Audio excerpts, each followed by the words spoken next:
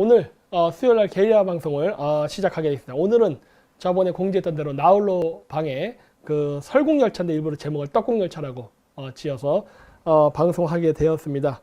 뭐 요즘 뭐 최근에 뭐 많은 일들이 있더군요.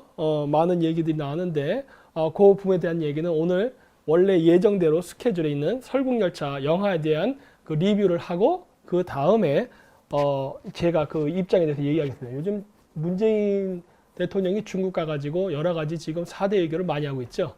그래서 지금 나라가 안팎으로 어수선한데 그 부분을 먼저 이야기해야 되지만 또 모처럼 크리스마스다 보니까 크리스마스 기분도 살릴 겸 제가 원래 좋아하는 동심파괴 시리즈 먼저 하고 그 다음에 맨 뒤에 얘기하도록 하겠습니다. 말씀드린 대로 제가 오늘 보여드릴 내용은 설국열차입니다.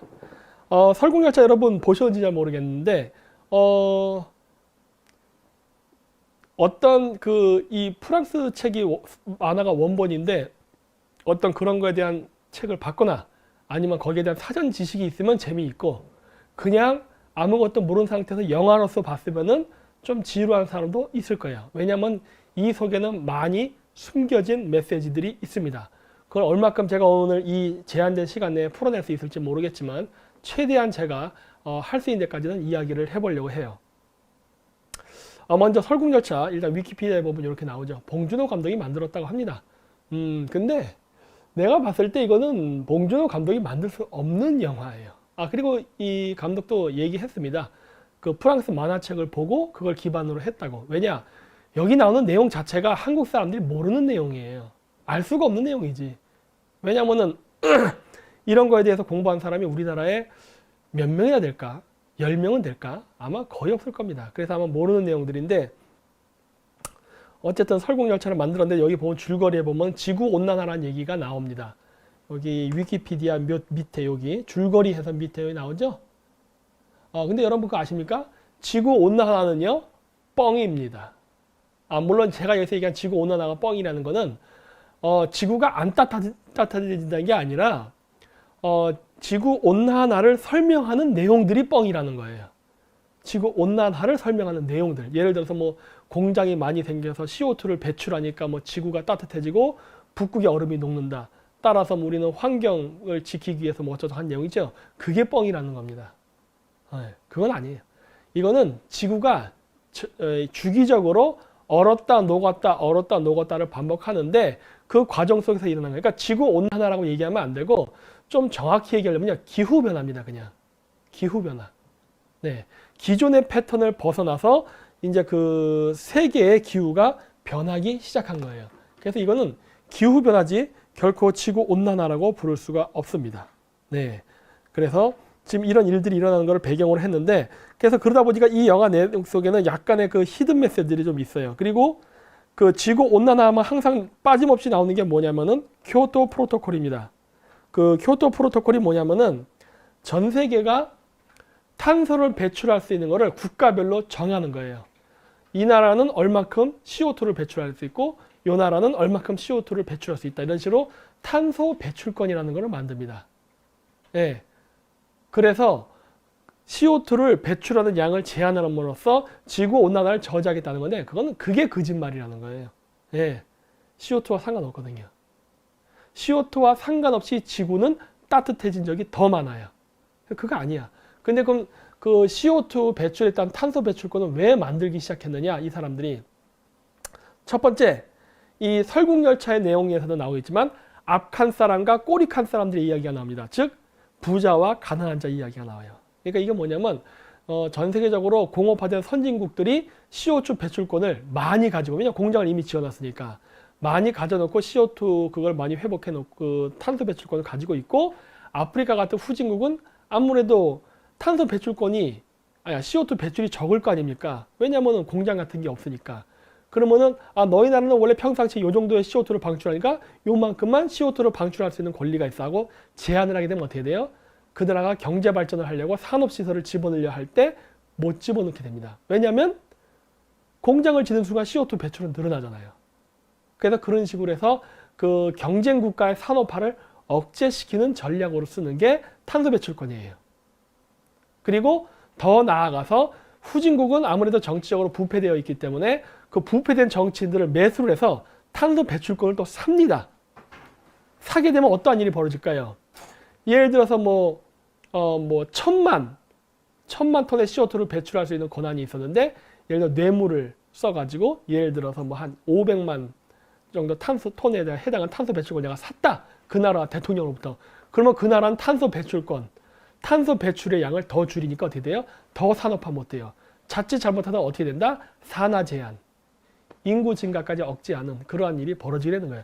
그래서 원래 탄소 배출권은 이런 식으로 판매 목적으로 한 거예요. 돈벌이로 한 거라고. 네. 이것도 모르고 저기 어디야 스웨덴의 어떤 조그만 여자애가 나와서 유엔에서 연설한 거 있죠? 이거 또라이죠, 또라이. 네. 그러한 그 좌파 환경운동가들의 프로파간다에 속아가지고 그런 얘기를 했었죠. 근데 사실 그런 거 없어요. 네. 그런 게 없습니다. 그래서 이제 그런 얘기가 이제 나오는 건데, 어쨌든 설국열차 내용 자체는 굉장히 철학이 있습니다. 그리고 사실 저도 그 설국열차에 나오는 그 철학은요, 굉장히 좋아해요. 네. 저도 그 부분에는 일부분 그 동의하는 내용들도 많이 있죠. 자, 그래서 이런 것들이 있으니까 이제 통과하고요. 줄거리를 보죠. 줄거리 앞부분 생략하고 2014년 7월 1일, 이게 왜 그러냐면 이 영화가 2014년도에 나왔기 때문에 그래요. 그래서 2014년 이야기가 나오는데, 이제 환경대책가 어쩌고저쩌고 해서 지구온난화 해결책으로 CW7을 이렇게 하늘에 뿌리면은 지구가 다시 추워진다라는 얘기예요. 말도 안 되는 뻥이고 거짓말이죠. 여러분, 우리가 1년은 12개월이고 봄, 여름, 가을, 겨울로 움직입니다. 봄, 여름, 가을, 겨울, 봄, 여름, 가을, 겨울, 봄, 여름, 가을, 겨울이에요. 즉 1년 주기 동안 지구는 얼었다 녹았다를 반복합니다. 물론 대주기 25,920년 대주기 속에서도 지구는 얼었다 녹았다를 반복해요. 큰 주기 속에서도 우주의 봄의 절기, 우주의 여름의 절기, 우주의 가을의 절기, 우주의 겨울의 절기라는 게 있거든요. 우리 1년 360을 봄, 여름, 가을, 겨울 4개 말고도 대주기에서도 4개가 존재합니다. 근데 여러분, 봄에서 여름으로 넘어가게 되면 절기가 온도가 따뜻해집니다. 봄에서 여름이 될 때는. 그러면 여름으로 가는 절기인데, 여름으로 가는 절기를 막겠다고 여러분 드라이 아이스라던가 이렇게 우주에다가 차단막을 치고 해서 그늘을 지게 해서 여름이 오는 걸 막을 수 있습니까? 자연의 이치인데, 예, 말이 안 되는 거죠. 처음부터 발상 자체가. 근데 이제 이런 것들을 이제 한다고 하면서 이제 지구가 이제 잘못 건드리는 바람에 이제 환경 그 재난을 받은 이야기를 하는 건데, 이런 식으로 뿌려가지고 실패죠. 왜냐? 여름이 오는 절기가 되면 더워지는 거고, 겨울이 절기가 오는 거면 추워지는 거예요. 그러한 자연의 이치를 무시했기 때문에 이제 환경재앙이 닥쳤는데 인류가 이제 전멸당하고 기차에 갇히된 이야기를 하는 건데, 여기 재미있는 게 17년 후입니다. 영화의 시작이 17년 후예요. 17년 후라는 말은 뭐냐? 이 영화 나중에 보면은 중간에 예카체린 그 브릿지라 그래서 예카체리나 다리를 통과하는 부분이 나와요.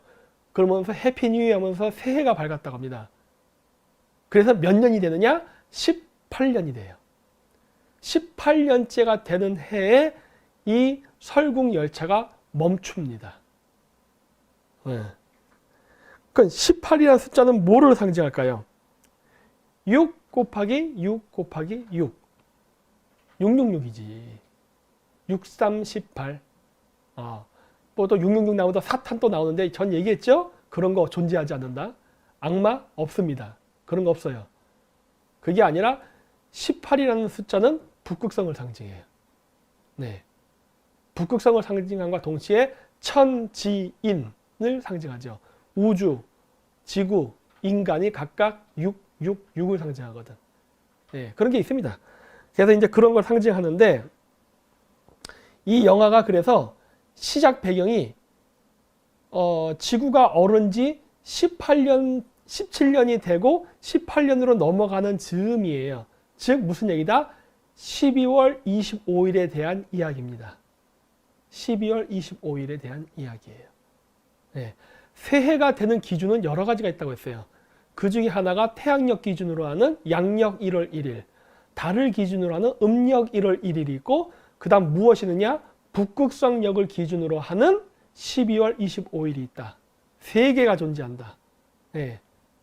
했는데 이 이야기는 북극성역을 기준으로 합니다. 12월 25일을 새해로 삼았던 사람들의 이야기가 기반이 되어 있어요.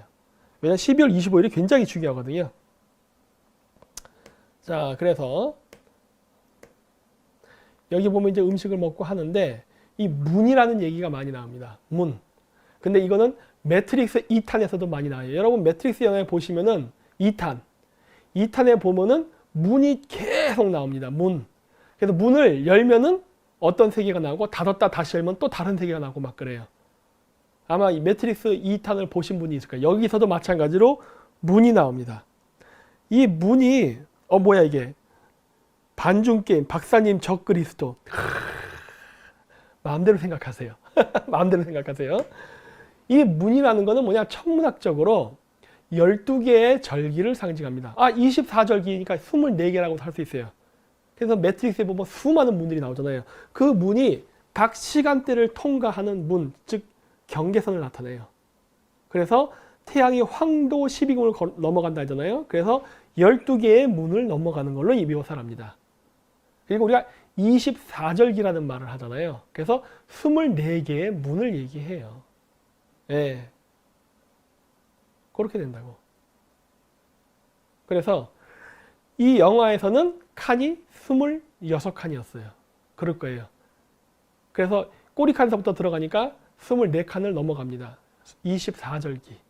24개 문을 열고 통과해 가면서 그 다음 쪽으로 넘어가는 그런 이야기가 나오는데 그래서 문은 각각의 절기를 상징한다. 네. 그래서 원래 그 고대 그 신비주의나 이런 데도 보면은 하늘의 천국의 문이라는 이야기를 많이 합니다. 물론 제일 중요한 천국의 문은 뭐다? 두 개. 실버 게이트와 골드 게이트. 제가 예전에 얘기했을 거예요. 정갈자리가 있는 골드 게이트, 황소자리가 있는 실버 게이트. 그래서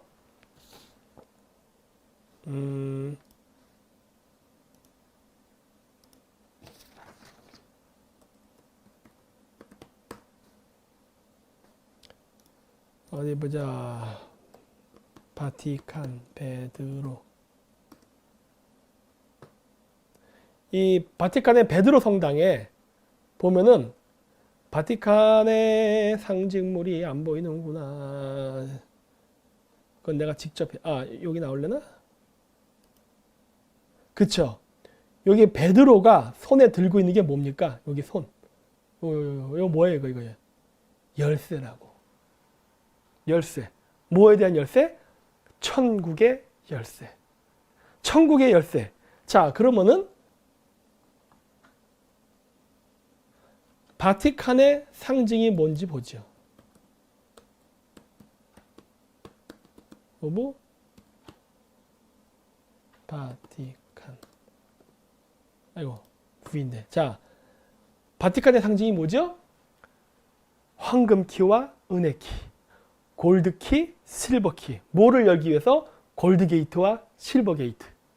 천국의 문이에요. 근데 그 천국의 문은 원래 정확히 뭐라고 했다? 제가 예전에 여러 번 강의에서 얘기했죠? 그게 골드키는 골드게이트를 열기 위한 것인데 천문학적으로 골드게이트는 어느 쪽에 있다? 정갈자리, 즉 우주의 중심 방향. 그 다음에 실버키는 어디에 있냐? 그 정갈자리의 반대편에 있는 별자리, 즉 황소자리. 거기가 실버게이트입니다. 네. 그래서 바티칸의 상징은 두 개의 열쇠예요. 그리고 이거를 봄, 여름, 가을, 겨울로 묘사할 때는 금, 은, 동, 철 열쇠가 존재하는 겁니다. 지금은 철의 시대예요. 철의 시대. 그래서 고구려의 연호는 뭐다? 다물. 다물은 몽골말로 투모로. 투르커르는 티모르. 의미는 뭐다? 철. 고구려가 철의 시대에 만들어졌거든. 그리고 여러분 왕자 게임에 보는 왕자 게임의 그 왕의 의자 칼로 만들었다는 거 그거 어떻게 묘사합니까? 철의 왕자라 그러잖아.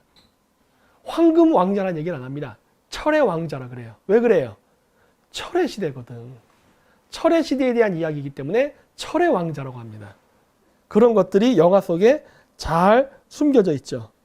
그렇죠? 예. 철의 시대 다음은 뭐다?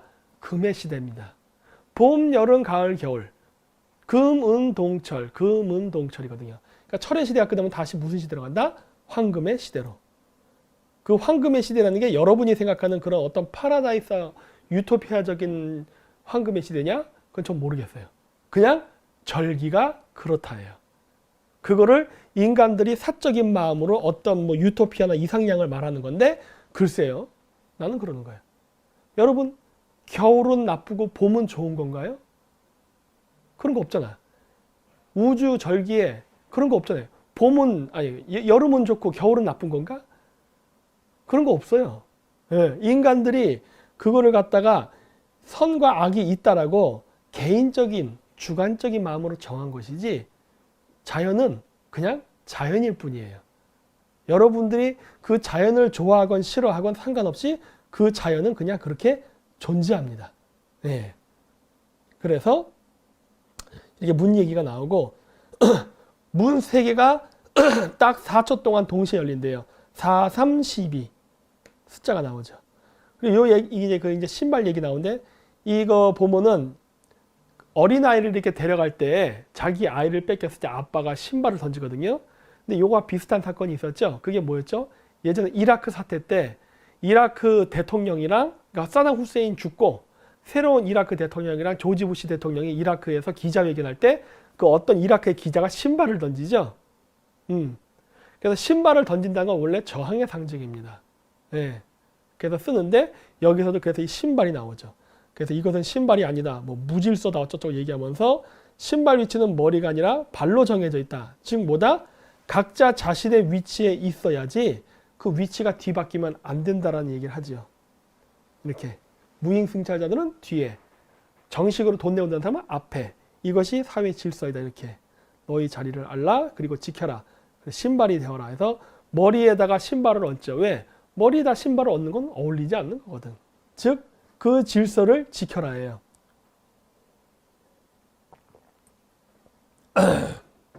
여기까지 얘기하면 여러분들은 이야기에 동의하십니까? 응? 신발로 있어야 될 사람이 머리로 오면 안 된다. 여러분들 이 말에 동의하세요? 안 돼. 나는 머리로 가야 돼. 될까? 어려운 부분이죠. 네, 굉장히 어려운 부분이죠. 이것이 사회의 질서, 결국 이거를 물리학적으로 얘기하면은 혼돈 속의 질서입니다. 근데 이 말은 그 댄 브라운이 쓴 천사와 악마에 보면은 나옵니다. 혼돈 속의 질서. 세상은 혼란스러워도 안 되고 그렇다고 정갈하게 질서가 있어서도 안 돼요. 둘은 공존해야 됩니다. 혼돈 속의 질서. 그게 어떻게 보면 우주의 법칙이에요. 그러니까 사람은 신발에 있는 사람은 결코 머리로 갈 수 없다? 그건 아니야. 갈 수도 있어. 하지만 자주 반복되면 안 돼요. 그거는 사회 기초 기반이 무너지는 행위이기 때문에. 하지만 상층부가 부패했을 때는 당연히 바뀔 필요가 있어요. 그러면은 밑에 사람들이 혁명을 일으켜서 뒤집어서 새 시대를 엽니다. 예. 그래서 세상은 뒤죽박죽인 것 같지만 그러면서도 그 속에 질서는 있죠. 근데 여기서 이제 뭘 강조하느냐? 지배계급은 질서를 강조하고 이쪽에서 바꾸는 사람은 혼돈을 강조하는 쪽이죠. 이거는 지금도 있죠. 예. 이게 바로 자유주의하고 공산주의의 싸움하고도 비슷한 것들이 있죠. 예. 근데 여기서 이제 내가 재밌게 본 거는 이 문을 열 때 이제 한국 배우가 나오죠. 송강호가 나오는데 여기 크로놀쟁이라고 나오는데 이 크로놀이 뭐냐면 일종의 마약입니다. 마약쟁이로 나와요. 아니 문을 열면 여는 거지 마약쟁이는 또 왜 나오는 거야? 좀 이상하지 않아요? 설정이? 문을 열 때 왜 그러느냐? 매트릭스에 보면 키메이커라고 나옵니다. 여기서도 매트릭스 2에서도 문을 열고 다음 세계로 이동하는 걸 할 때 키메이커의 도움을 받아요. 저 키메이커가 뭘 해줍니까? 키메이커가 아키텍트를 만나게 해주죠. 프로그램 디자이너를 만나게, 그러니까 그 매트릭스라는 세계를 창조한 그 프로그래머를 만나게 하기 위해서 저 키메이커를 통해서 통과하잖아요. 똑같은 설정이 바로 설국열차에서도 나와요. 그래서 저 키메이커, 즉 송강호를 통해 가지고 앞칸까지 가는 길 인도자의 역할을 맡깁니다. 근데 여기서 보면 이 사람이 약쟁이로 나와요. 왜 그럴까요? NHK님 무당, 마약쟁이가 제사장. 틀린 말 아니죠. 틀린 말 아니에요. 옛날 때에는 마약을 썼어요. 종교의식에서. 환각물질, 독버섯. 이제 여러 번 얘기했잖아요. 썼습니다. 그래서 이 세계에서 다른 세계, 즉 다른 세계, 여기가 이승이잖아요. 여기가 이승이고 저쪽이 저승이야. 그건 이 이승과 저승을 왔다 갔다 하는 게 바로 무당이에요. 이거를 옛날 땐 제사장이라 불렀죠. 이 샤먼들. 이런 사람들이 왔다 갔다 할 때 썼던 매개체가 뭐다? 바로 환각물질입니다. 그러다 보니까 이런 이야기를 하는 것 같아요. 이게 문이라고 돼 있지만 이거 제가 얘기했잖아요. 이 문이라는 게 바로 천문학적으로 얘기하면 황도 12궁 12개의 별자리 혹은 여긴 24절 기류회가 24개의 문을 상징한단 말이에요.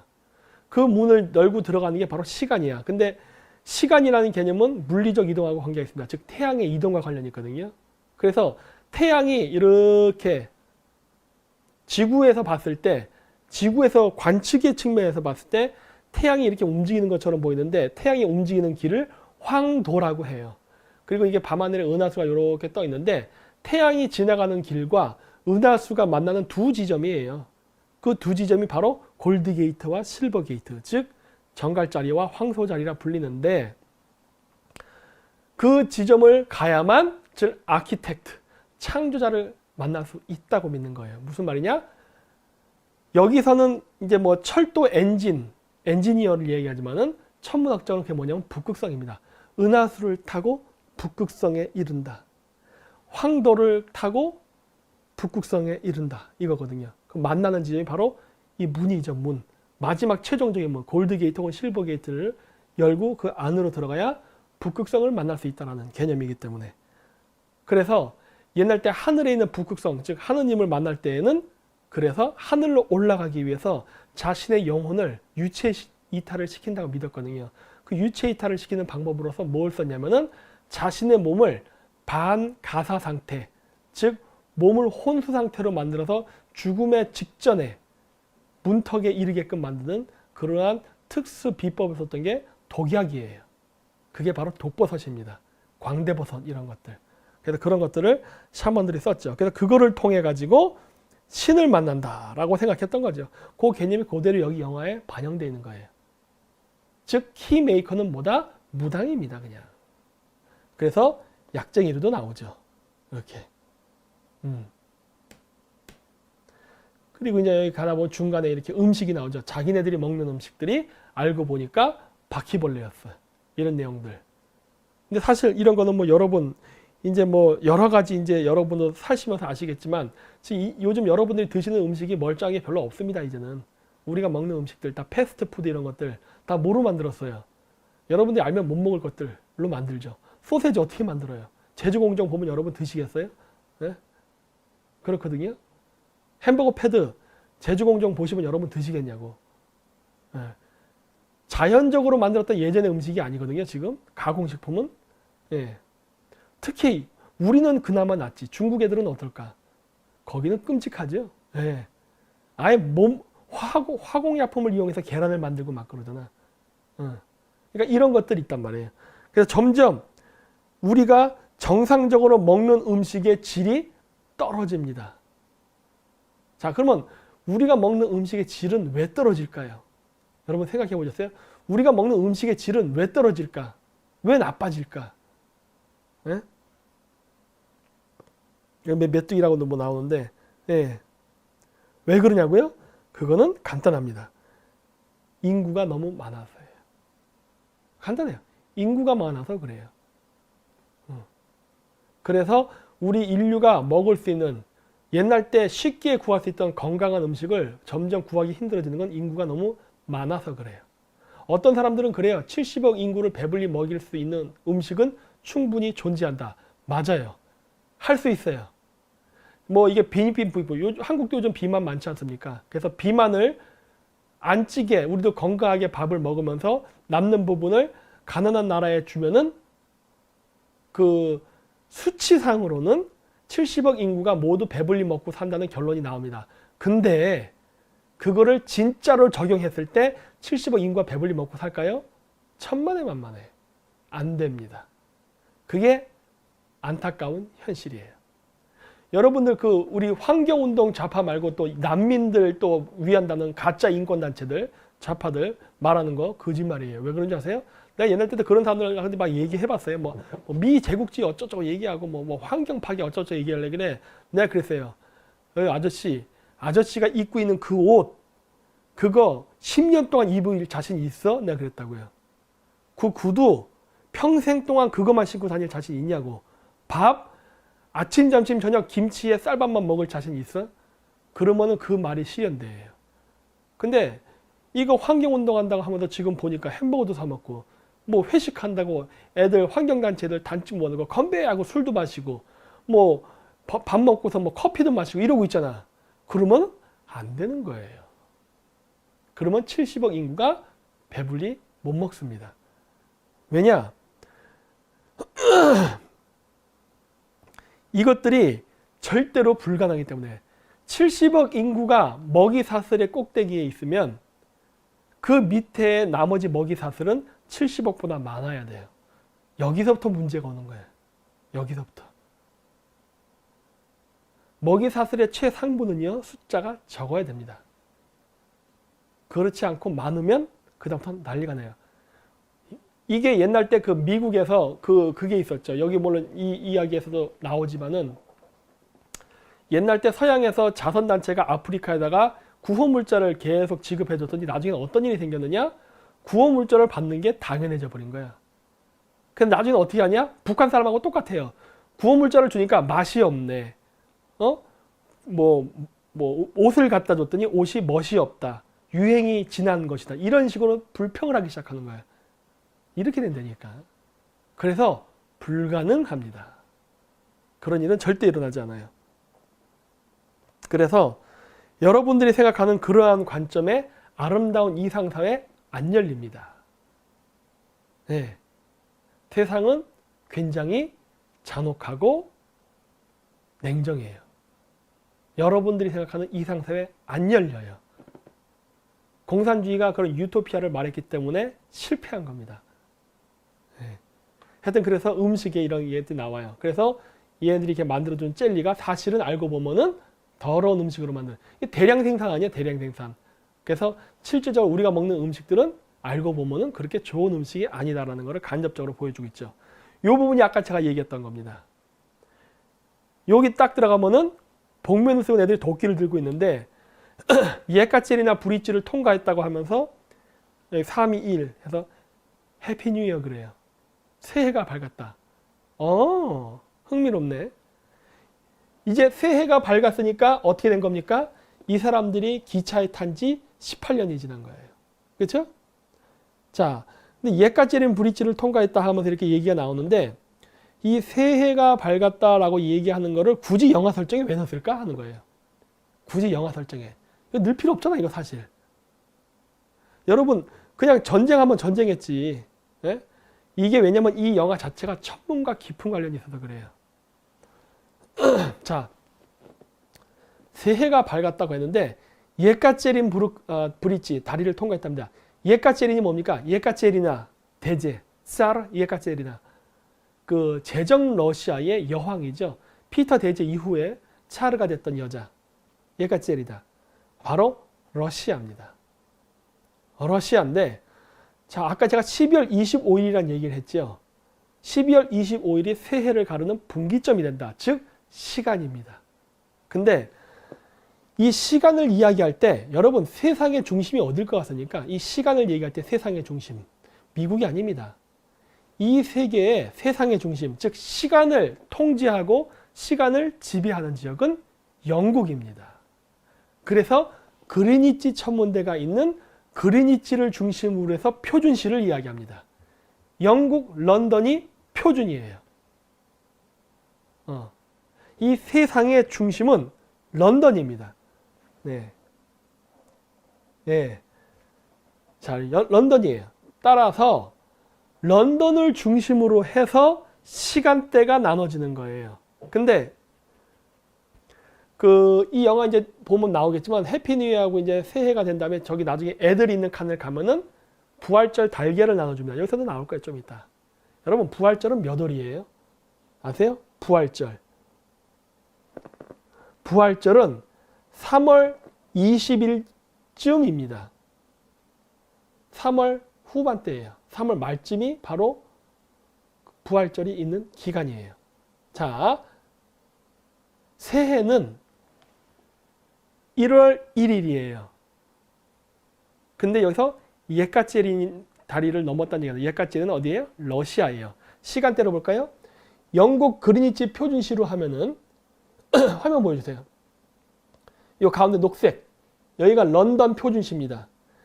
0이에요. 여기를 기점으로 하는 거예요. 자, 여기서부터 러시아 시간대는 왜 안 여기 있다.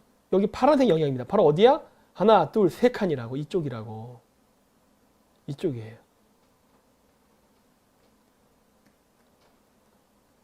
좀 이따 나오겠는데 이걸 먼저 그림을 보여주고 해야겠구나. 자, 그렇게 되는데 여기 보이시죠? 여기 다리. 이게 이에까제린 다리입니다. 러시아에 있는. 그래서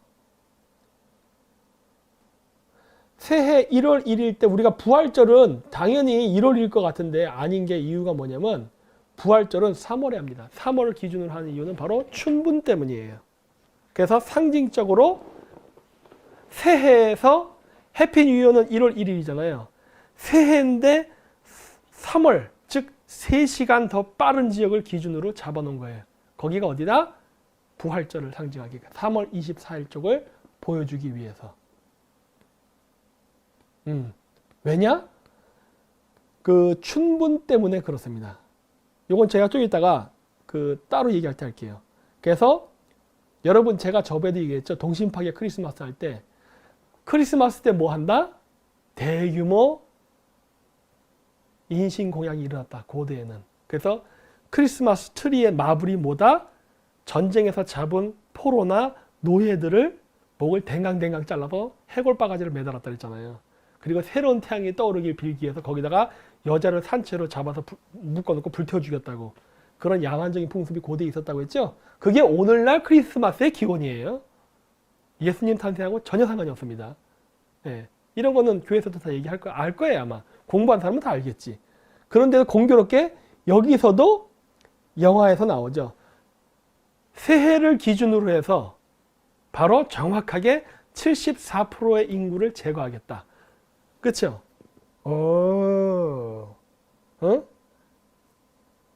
새해가 되는 거는요.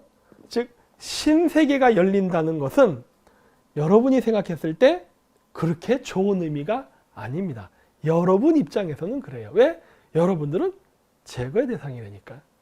네, 그 얘기라는 거예요. 새 시대가 되기 전에 구시대의 인류는 정리가 됩니다. 정리가 되는데 누가 정리가 되느냐? 필요 없는 사람들. 즉 무슨 말이냐? 인류라는 큰 차원에서 봤을 때 그다지 공헌이 될 것 같지 않은 사람들은 버리고 간다예요. 왜? 다 끌고 갈 수 없기 때문에. 이것이 나중에 구원론으로 발전을 해요. 예. 이게. 그래서 옛날 때 이런 식으로 해서 대규모 인신공양이 있었습니다. 이게 나중에 싹 정리가 돼요. 왜 정리된지 아십니까? 바로 인류의 과학 발전 때문에 농업 생산량이 늘어나니까 인신공양이 필요 없어진 거예요. 까놓고 얘기해서 효녀 심청전 우리나라에도 있잖아요. 인신공양이잖아. 물에다가 여자를 산채로 빠뜨려 죽이잖아요. 왜?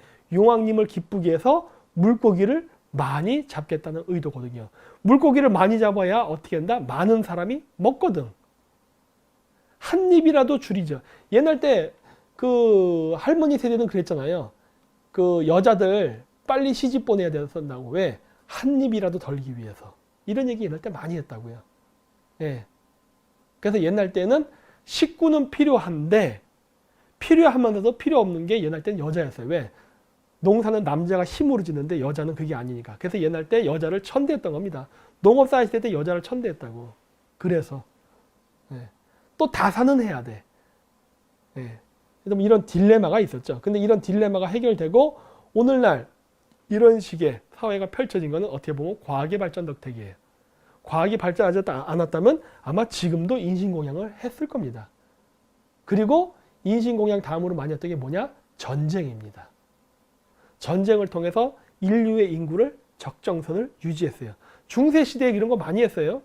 유럽에서 전쟁할 때 어떻게 했습니까? 왕들이 전쟁을 게임처럼 했다고. 그 전쟁을 왜 했느냐? 입줄이려고. 입줄이려고. 그래서 전쟁을 하면서 왕하고 귀족은 죽이지 못하게 했어요. 그게 규칙이었어. 왕하고 귀족은 죽이면 안 된다. 농민만 죽여라 했어요. 중세시대 전쟁 그렇게 합니다. 네.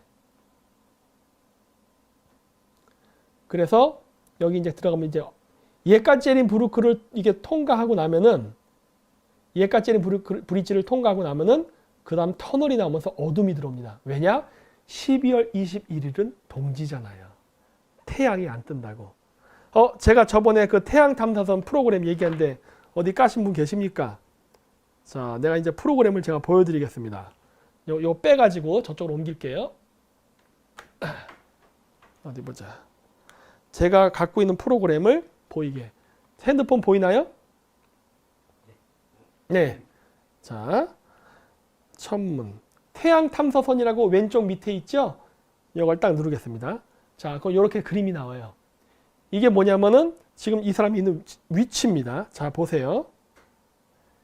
여기 대한민국 서울이에요. 이렇게 서울이죠. 지금은 12월 18일 돼 있어요. 왼쪽 밑에 보면 12월 18일이라고 숫자 보이죠? 지금 12월 18일입니다. 그리고 원에 보면은 원 밑에 이렇게 노란색 선이 살짝 꺼져 있죠. 저게 뭐냐면 태양이 떠 있는 시간입니다. 자, 그래서 이렇게 태양이 날짜 이렇게 지나가죠? 이게 지나가는데 보면 어때 우리나라는? 태양이 지나가는 즉 떠 있는 노란색 선이 전체적으로 봤을 때 짧아요. 그리고 저 위에 쪽이 깁니다. 그 얘기는 뭐예요? 밤이 길고 낮이 짧다. 이걸 우리가 동지라고 부르는 겁니다. 안 보여요? 왜 안 보여? 이 저 까만색 원이 있죠? 까만색 원 밑에 보면 노란색 선이 살짝 꺼져 있어요. 이게 U자처럼 이렇게 노란색 선 보이세요? 그게 태양이 떠 있는 길이에요.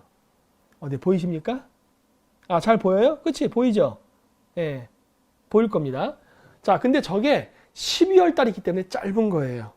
예를 들어서 이거를 6월 달로 올려볼까? 이렇게. 그래, 한 요쯤. 6월 달이면 어때요? 확 올라갔죠? 저게 절반을 넘어섰잖아. 저기서부터 밑으로 쭉 내려가는 거거든요. 쭉 내려가는 거예요. 그래서 낮이 훨씬 깁니다. 보이세요? 그렇죠? 이렇게 되는 거예요. 자, 이해되셨습니까? 이 프로그램을 제가 보여주는 이유가 있어요. 왜?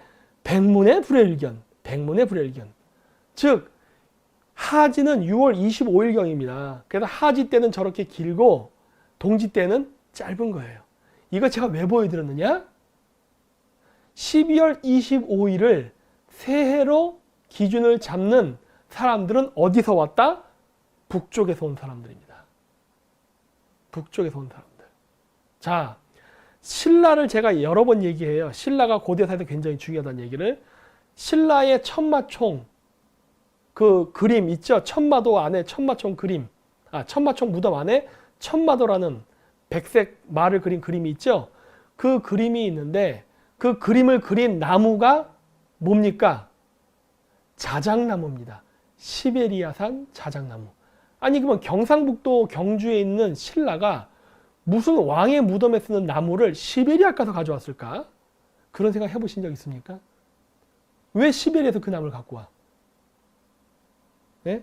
그거는 바로 그 지역이 신성한 지역이기 때문에 그래요. 자작나무를 썼던 이유는 자작나무의 색깔이 하얗기 때문입니다.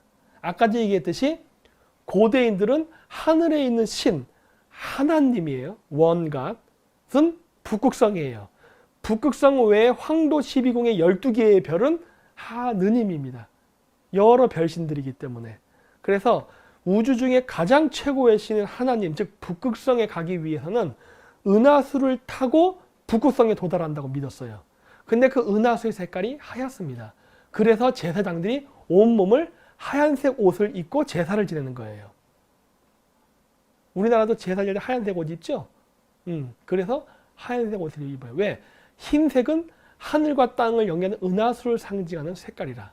그래서 그 신단수, 즉 그 성황당처럼 나무에 장식하는 그런 나무 있잖아요. 그 나무도 하얀 나무를 씁니다. 그게 자작나무예요. 자작나무 색깔이 하얗기 때문에. 근데 그 자작나무가 어디서 자라느냐? 시베리아인데 어디냐면은 지구가 똑바로 서 있지 않고 지구가 이렇게 기울었습니다. 23.5도. 지구가 23.5도가 기울어 버렸기 때문에 지구의 진북 방향, 즉 진짜 북쪽 방향은 북이 90도가 아닙니다. 북이 90도가 아니라 23.5도 기울었기 때문에 북이 90도 빼기 23.5도 혹은 23.4도 해서 66.6도예요. 666. 여기가 바로 진북의 방향입니다. 거기가 바로 자작나무의 산지, 그리고 산타클로스가 탄다는 술록이 서식하는 지역이에요. 이 지역에서 12월 25일을 새해라고 합니다. 왜 그러느냐? 다시 또 프로그램으로 가야죠. 자, 제가 미리 해놨습니다. 자, 여기 보세요. 이게 시베리아죠? 지금 제가 가고 있는 데가 꼭대기 시베리아죠. 여기 저 맨 위에 보면 빨간색 깜빡한 거 있죠? 60이라 써 있죠? 지금 저게 북이 60도라고 하는 겁니다. 제가 가고 있는 데가 쭉 올라갈게요. 자, 올라갑니다. 어때요? 북이 66.9도, 7도, 66.7도. 대충 이쯤 됐죠? 자, 여기서 봅시다. 이 북이 66.6도, 666. 우리나라 종교인들이 절대로 보지 못하게 하고 가리는 진실. 자, 보십시오. 12월 21일은 동지입니다. 자, 저기 지금 제가 이렇게 내릴까? 여기 일출. 여기 일몰입니다. 자, 어떤 식으로 되느냐? 안 떠요. 태양이. 동지가 되면 태양이 안 뜹니다. 그리고 제가 이렇게 선을 돌리고 있죠? 이게 하얗게 보이는 시기가 낮의 시기예요. 낮의 시기. 보이시죠? 낮. 약간 좀 요 밑에 여기 푸르스름한데 이게 원래 낮의 시간대거든요. 근데 태양이 떠야 되는데 안 떠. 일출 일몰이 존재하질 않아요. 날짜는 12월 22일. 어디. 여기. 그렇죠? 12월 22일. 태양이 안 뜨고 있죠? 23일 태양 안 뜹니다. 24일 태양 안 떠요. 25일 태양이 뜹니다. 일출이 오후 12시 4분에 떠서 일몰이 오후 2시. 오! 보셨어요? 12월 21일은 태양의 죽음이라고 해서 동지예요. 그리고 나서 태양이 안 뜨는 날이 22, 23, 24, 3일 동안 태양이 안 뜹니다. 이거를 태양의 죽음이라고 합니다. 그리고 12월 25일이 되면 태양이 떼꼼하고 떠요. 이거를 태양의 부활이라 그래요. 이게 기독교에서 십자가 부활로 이야기가 바뀝니다. 태양신 숭배 사상이 그 유래예요. 난리 나겠구만 오늘 이 얘기에서. 산타클로스 동심 파괴 하나 또 했네. 과학적으로. 지구는 거짓말을 하지 않아요. 우주는 거짓말을 하지 않습니다. 저는 갈릴레오 갈릴레이 같은 사람이에요. 여러분들이 아무리 저를 사탄이라고 욕하고 사입이라고 욕해도 지구는 그렇게 돈다예요. 나는 어떻게 바꿀 수가 없어. 이 규칙을. 이 규칙은 여러분들이 지구에 사는 한 그냥 이런 겁니다. 그렇죠? 저를 아무리 사탄이라고 욕해 보십시오. 이 진실이 바뀌는가? 안 바뀝니다. 그래서 제가 늘 얘기했던 거예요. 부활의 개념은 태양이다. 3일 동안 그 태양이 안 뜨다가 다시 부활하는 시점. 12월 25일. 그래서 북이 66.6도에 사는 술록을 타고 다니고 자작나무에다가 성황당처럼 크리스마스 추리 장식을 하고 하얀 옷을 입고 종교 제사를 지냈던 샤먼들이 12월 25일을 새해로 본다니까요. 이 사람들이 남쪽에 내려와서 지배계급을 형성했습니다. 그 중에 하나가 우리나라의 신라예요. 응? 이거 반박할 수 있어요? 어디 봅시다. 이거 반박할 수 있는 사람 있을까 과연? 이거 반박할 수 못할 걸 이거? 이거 반박 못해요. 이건 과학이야. 내가 거짓말을 할 수가 없어요. 내가 이거를. 이건 내가 거짓말을 할 수가 없는 거야. 유대인도 북방에 계셨겠네요? 당연하죠. 유태인들이 여러분 메소포타미아 사는 사람인 줄 아십니까? 제가 얘기하잖아요. 유태인과 한민족은 동족이라고. 그 동족이 메소포타미아 예루살렘이 아니에요. 응? 이런 걸 알고 있는 사람이 대한민국에 몇 명이 될 것 같아요? 아니 전 세계에 0.01% 될까? 이렇게 되는 겁니다. 그래서 예까제린부르크 새해를 지나가는데 갑자기 어둠의 터널이 나타나는 거예요. 왜? 태양이 안 뜨는 어둠의 기간이 잠깐 존재하거든. 그걸 상징적으로 보여준 거라니까 이게. 네. 그래서 이제 횃불 들고 하고. 그래서 이제 이걸 통해서 하는데 이 사람이 대화가 뭐죠? 원래 이 길렴이란 사람하고 그 앞칸의 월포트는 여기까지만 딱 하려고 했다 그러잖아요. 나중에 저 영화에 나오거든요. 나중에 보세요. 원래 이 혁명은 예까제린부르크를 통과하는 그 지역까지만 딱 하고 끝내는 걸로 서로. 그래서 인구수 개체를 조절해서 여기까지만 죽이고 서로 끝내는 걸로 딱 하려고 했는데 이 규칙을 깨버린 게 누구다? 이 주인공이죠. 왜 그러느냐? 세상의 질서는 유지가 되지만 어느 일정 시기가 되면 그 질서는 무너집니다. 마치 생로병사처럼 봄, 여름, 가을, 겨울, 기승전결로 가서 결국 모든 것은 영원한 게 없기 때문에 쇠퇴하게 돼 있거든요. 그러면 새 시대로 넘어가요. 즉 세상은 질서가 잡혀 있지만 그 질서를 무너뜨리기 위한 많은 혁명이 있지만 늘 실패하다가 어느 특정 시기가 돼서 사회가 부패를 하게 되면은 부패된 지도층이 바뀌려는 욕망을 억누를 수 없기 때문에 뒤집히면서 새 사회가 열리는 거거든. 그 인물이 여기에 나오는 그 주인공이죠. 마치 이 세상은 해가 늘 떠 있는 것처럼 보이다가 동지를 기점으로 태양이 사라지는 것과 같이. 그리고 새 시대가 열리는 것처럼. 그래서 쭉 그런 얘기가 나옵니다. 그리고 이제 안에 가면 이런 얘기 이제 뭐 쭉 생태계 나오고 1년에 2번 1월과 7월에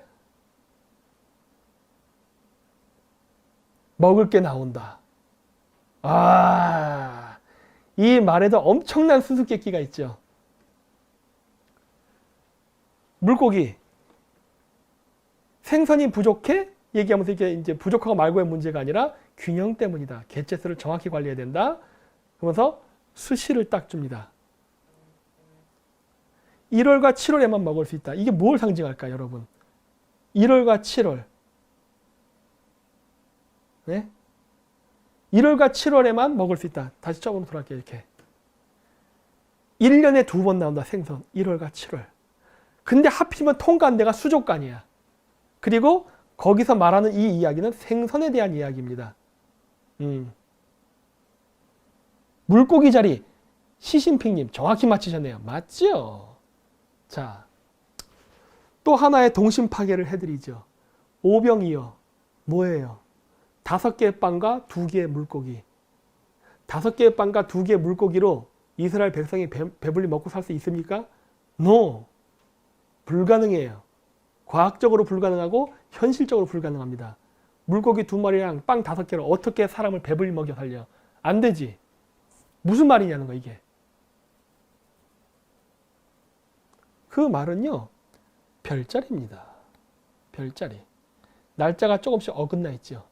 어긋나 있는데 자 무슨 말이냐면은 오병이어 2마리의 물고기와 5개의 빵이에요. 이게 천문입니다. 자 12 조디악 컨스텔레이션 그렇지. 요거예요. 요걸로 볼까? 그래 요걸로 보자. 조디악 보이시죠? 파이시스, 물고기 자리입니다. 물고기 몇 마리? 2마리. 여기도 보이시죠? 물고기 2마리죠? 이어입니다. 2마리의 물고기. 오병은 뭐냐? 물고기 자리에 반대편에 있는 별자리. 버고. 여기. 처녀 자리입니다. 처녀 자리. 이거. 이게 중요합니다. 무슨 말이냐고? 오병, 5개의 빵이라는 단어는 천문학적으로 처녀 자리입니다. 그런데 저 12 조디악, 저 조디악 황교 12궁은요. 그리스 천문 기준이에요.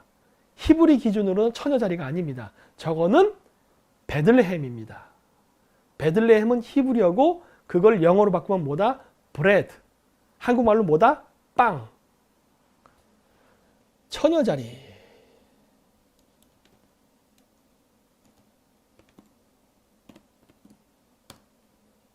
이게 처녀 자리예요.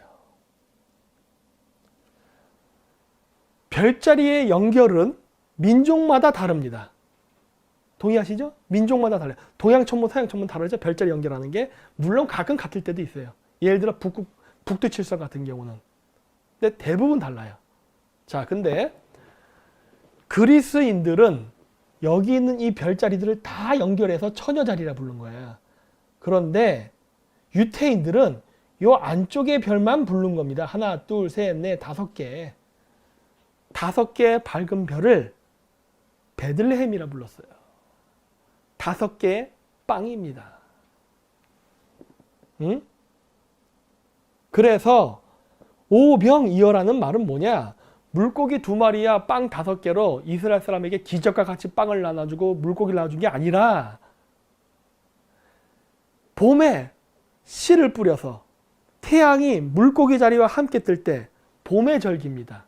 봄에 씨를 뿌리고 그 다음 태양이 동쪽에서 처녀 자리, 즉 베들레헴 빵 자리와 같이 뜰 때 그때가 아마 7월 15일에서 8월 15일 사이일 거예요. 7월에서 8월 사이예요.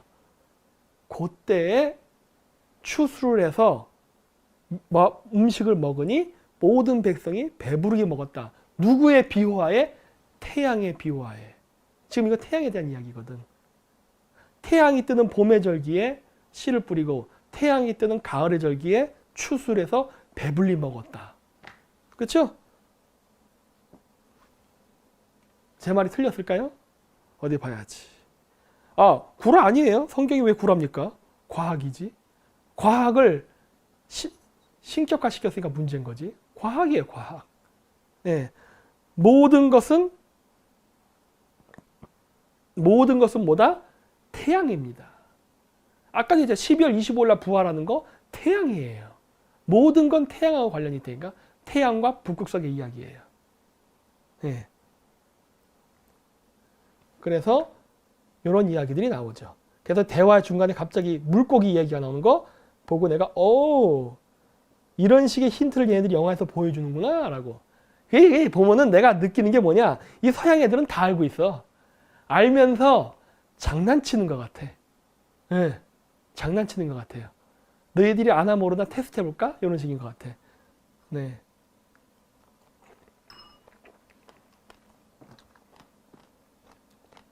태양은 누가 만들었냐고요? 몰라요. 여러분 아세요? 아는 건 안다, 모르는 걸 모른다고 얘기하는 게 중요한 겁니다.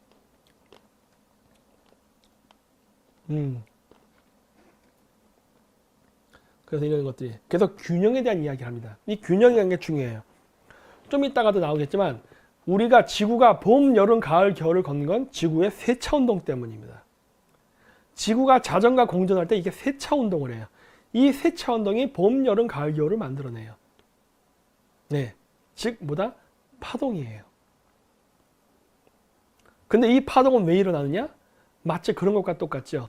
여러분 이렇게 추를 쭉 놓고 하나를 탁 놓으면 틱틱틱틱 왔다 가는 거 있죠? 이 모든 움직임은 왜 이런 거예요? 균형을 잡기 위해서. 여러분들이 책상보다 물을 손으로 빵 때리면 물결이 팍 입니다. 물결이 막 일다가 처음엔 거칠게 일다가 점점 작아지면서 다시 평온해지기 시작해요. 이 파동은 왜 일어나는 거죠? 바로 평균값, 중심값을 수렴하기 위해서 중심을 잡아가는 과정이에요. 즉 균형을 잡아가는 과정이에요. 그래서 모든 자연의 법칙은 균형을 잡는데 그 포인트가 있습니다. 그래서 동양의 의학에서는 인간의 몸을 치료를 할 때 어떤 뭐 이렇게 약을 먹여서 치유하는 게 아니라 인간의 자연적 피의 흐름, 이거를 태양의 주기랑 비유해서 피의 순환으로 보거든요. 피의 순환을 원활하게 함으로써 인간의 신체 주기와 바이오리듬을 맞춰주면 병이 낫는다라고 믿는 거예요. 즉 뭐다? 균형을 잡아주는 것. 그래서 밥도 균형적인, 골고루 먹어야 건강해진다. 뭐 이런 얘기 하는 거야. 이거 얘기의 균형, 핵심 뭐다? 균형입니다. 그래서 원래 고대 철학이라던가 동양 사상은 선악론이 아니에요. 균형론입니다. 어떻게 하면 우리가 균형과 질서를 잡아서 이 세계를 보다 오래 존속시키느냐가 주요 관심사예요. 그래서 중국 애들이 역사를 왜곡할 때 무슨 말을 하느냐? 한나라 유방이 그 흉노의 묵돌선우랑 싸울 때 자기네들이 뭐 미인을 갖다 바치고 금은보화를 많이 줘가지고 흉노왕을 설득해서 속여갖고 자기네들이 살았다는데 뻥입니다. 그거는 명분이에요. 그거를 받고 물러선 거는 명분이고, 진짜는 무엇이었냐면은 몽골 샤먼한테 묵돌선우가 점괘를 보게 합니다. 야, 내가 내일 유방을 목을 쳐서 이제 한나라를 제거하려고 하는데 오늘 내일 칠까 모레 칠까 이런 식으로 이제 점을 쳐요. 의뢰를 해요. 그랬더니 샤먼이 뭐라 그러냐? 군대를 철수시키십시오 그런다고. 그래갖고 놀란 거죠. 왜? 내가 전쟁 다 이겼는데, 저 새끼 잡아가지고 목만 치면 이 전쟁은 끝인데 왜 너는 날 보고 철수를 하라 그래? 그러니까 샤먼이 뭐라 얘기하냐면, 당신은 초원의 지배자고 저 한나라 유방은 농경지대 왕 아니냐. 각자 사는 지역이 다르다예요. 아니, 당신이 양떼를 끌고 농경지역에 갈 수 있어? 저 농경지역은 덥단 말이에요. 가면 양들이 털이 많기 때문에 더워 죽어. 어차피 못 내려가. 자기네들이 먹는 음식이 저 밑으로 못 간다니까. 그러니까 굳이 저 지역을 당신은 왜 점령을 하려는 거야, 하는 거예요. 자기가 사는 영역에서 살면 되지 왜 굳이 그걸 벗어나서 남의 영역까지 가서 침범을 하느냐. 이미 전쟁에 이긴 거 아니냐. 조공받고 끝내면 되지. 이렇게 점괘를 낸다고요. 그래서 못 쳐들어갑니다. 왜? 병사도 안 움직이는 거야. 샤먼이 그렇게 얘기해버리니까. 그래서 철수한 거예요. 조공무역관계만 맺어놓고. 그걸 역사 왜곡을 했죠. 그래서 원래 고대에 그런 것들을 얘기할 때 이런 균형을 맞추는 걸 늘 얘기한다고요. 그래서 아메리칸 인디안들이 원래 그 북미 대륙에서 버팔로 쫓아다니면서 잡아먹을 때 어떻게 합니까? 개체수 조절해서 먹었다 그러잖아요. 예. 절대로 많이 안 잡잖아. 자기 종족 수에 맞게 버팔로랑 유지해가면서 서로 공생관계를 유지했다고 하잖아요. 그게 그 원래 고대인들이 갖고 있던 종교관이에요. 이 세상은 모두가 공존해야 된다. 이런 개념이었다고.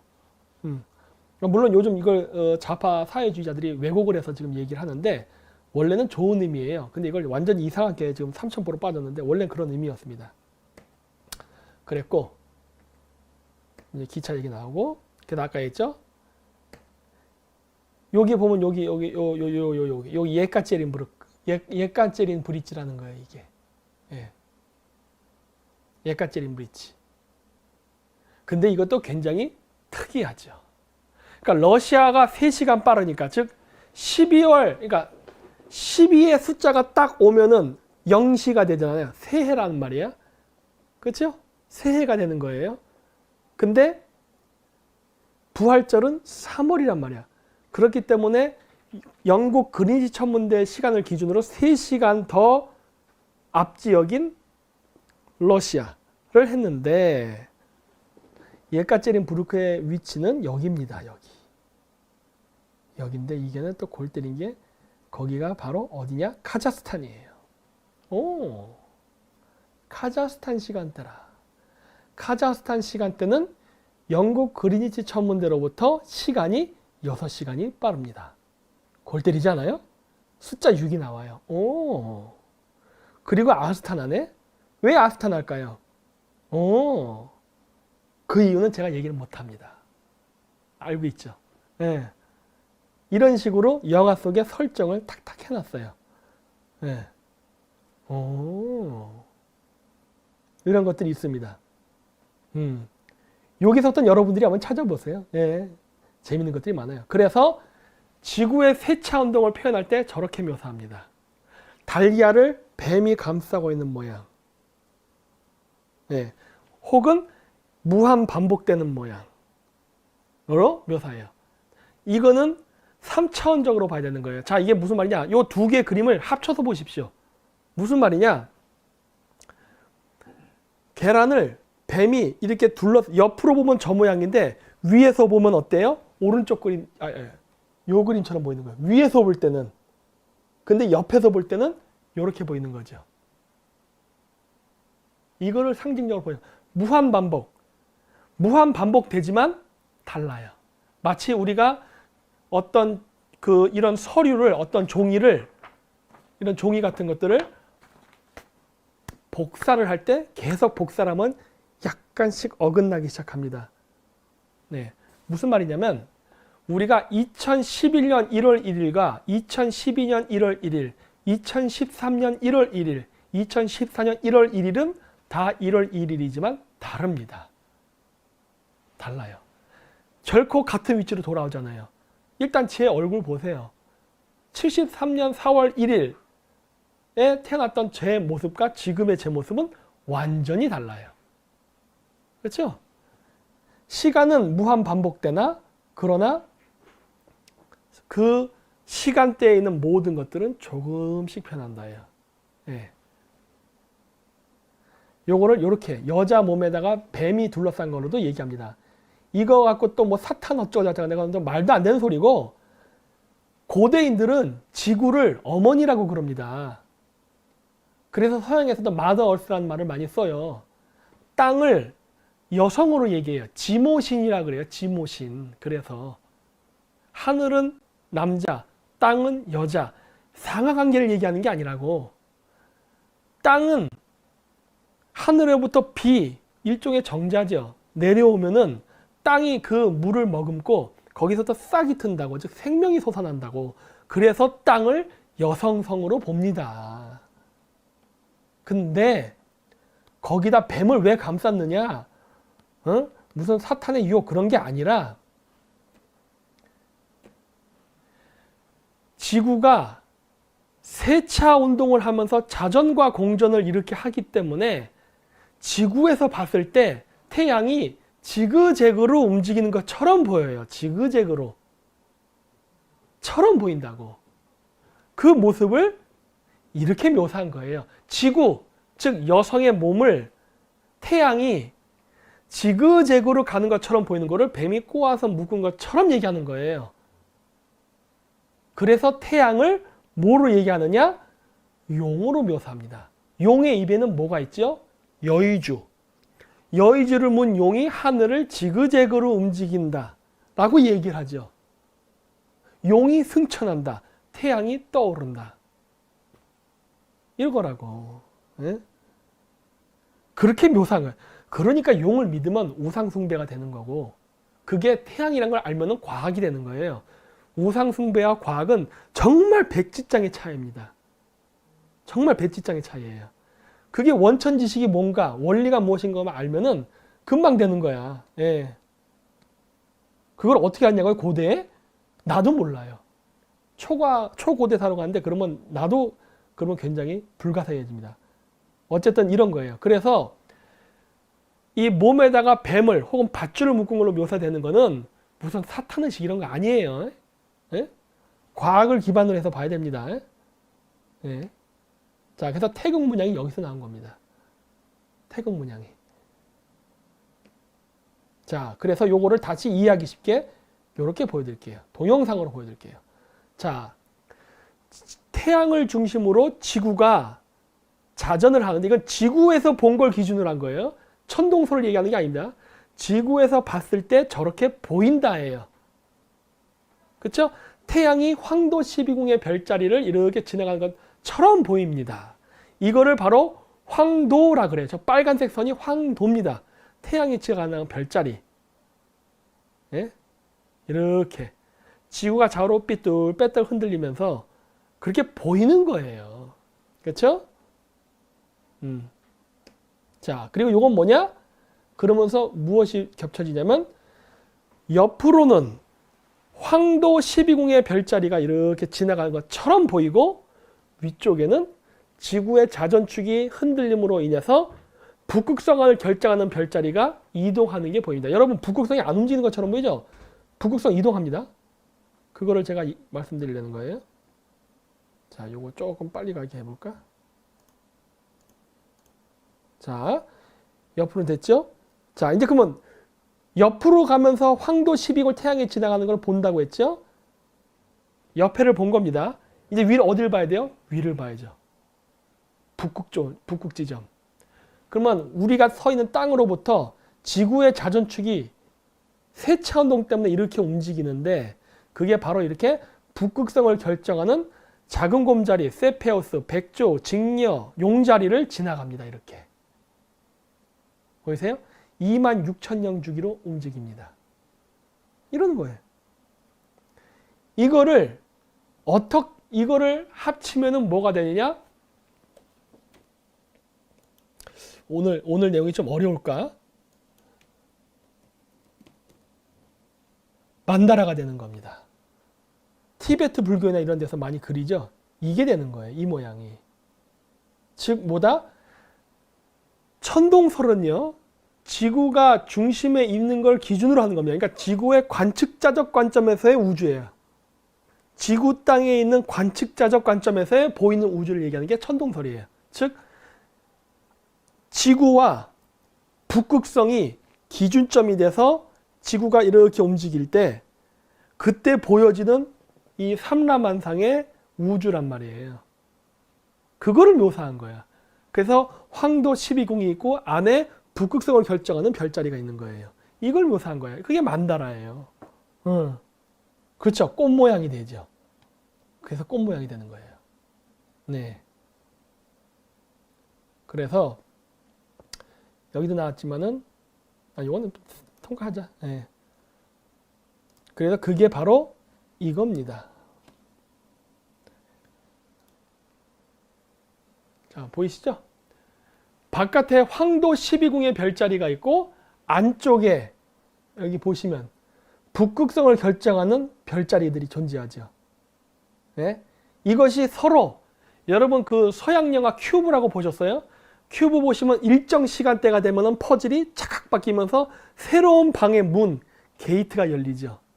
그러면서 거기서 사람들이 우주의 오원소라는 물, 불, 바람, 흙 이 요소에서 죽죠. 네. 막 이러면서 이걸 탈출해 나가는 과정에 대한 영화잖아요. 거기서도 보면은 바로 시간이 나오고 게이트가 나옵니다. 하여튼 뭐 그런 얘기들이 있는데 오늘 그것까지 얘기하면 굉장히 복잡해지니까. 그래서 이것들이 조합돼서 움직이는 것을 나타내는 거예요. 이렇게.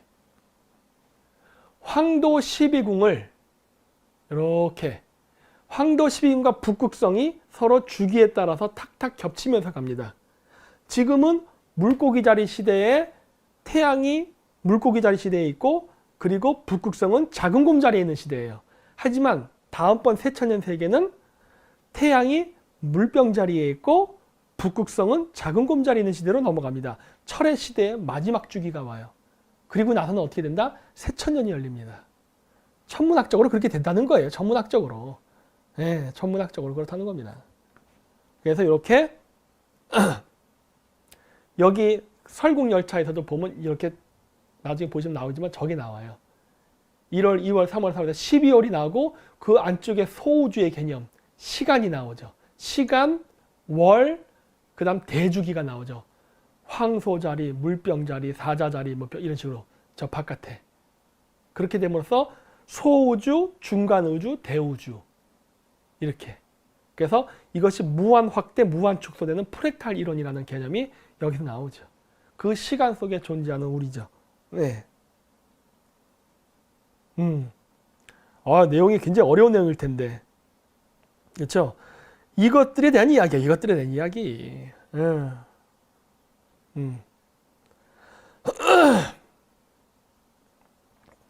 자, 그래서 태양이 도는데 1년이 걸린다. 뭐 이런 얘기.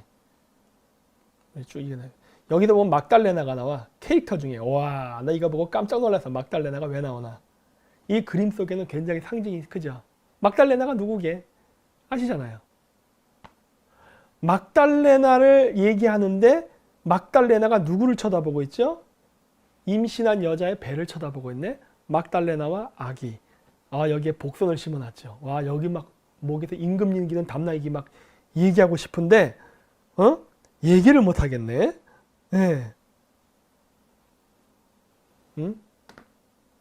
그런 게 있죠. 네. 아, 예수의 어머는 성모 마리아입니다.